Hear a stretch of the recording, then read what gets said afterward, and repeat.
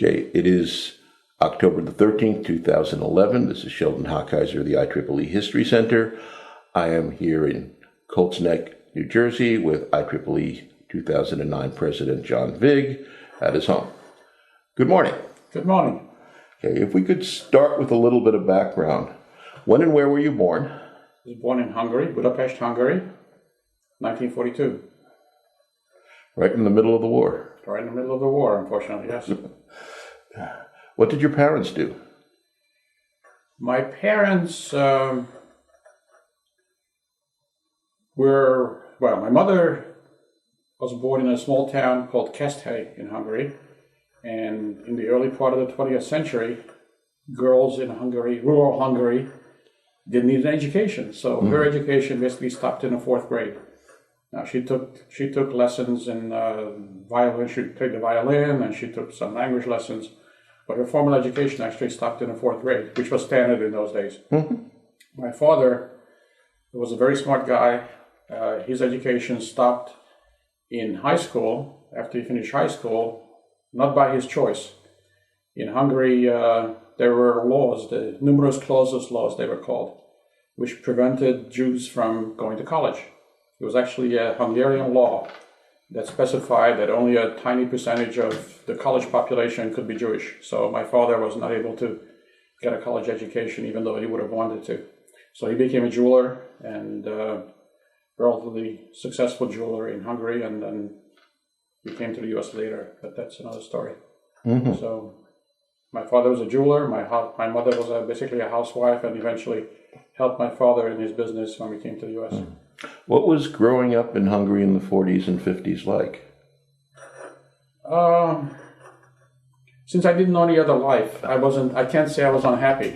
But looking back, my father initially was in a concentration camp. The Germans put him in a concentration camp, and he fortunately survived. He never talked about it, by the way. Even though my sister and I tried to get him to talk about it, he never wanted to talk about it, which made us even feel worse because we didn't know what secrets there were that he didn't want to let us know. But I can't say I was unhappy. I was a normal child, and later on my father was in jail, so he got it from both the left and the right. The Nazis put him in a concentration camp, and after the communists took over, because he owned a business, a jewelry store, he was labeled a capitalist, and eventually he ended up spending 1.5 years in jail. So those are some of the unhappy highlights of my childhood, but otherwise I was okay. I don't remember any particular, particularly being unhappy while I was a child.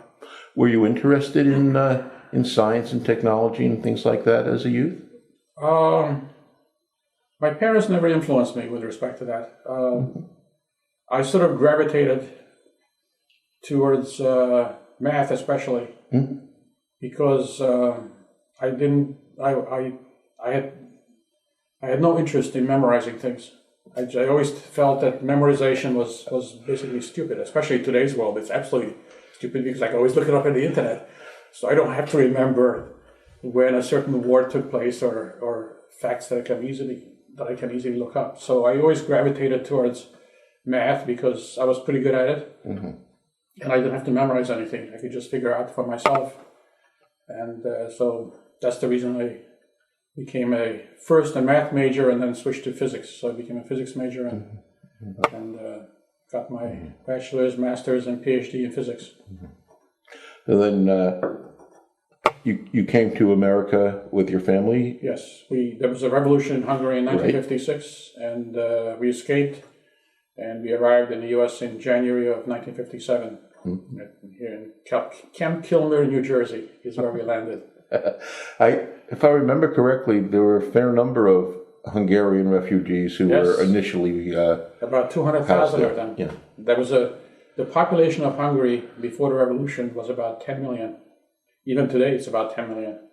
And 200,000 left within a span of a couple of months during the revolution. And those were basically the intelligentsia, the educated people, and those who had initiative. And were willing to take a chance to try to have a better life. And amongst them were some people who were quite successful eventually, like Andy Grove of Intel Right. was in my crowd as a Hungarian refugee. So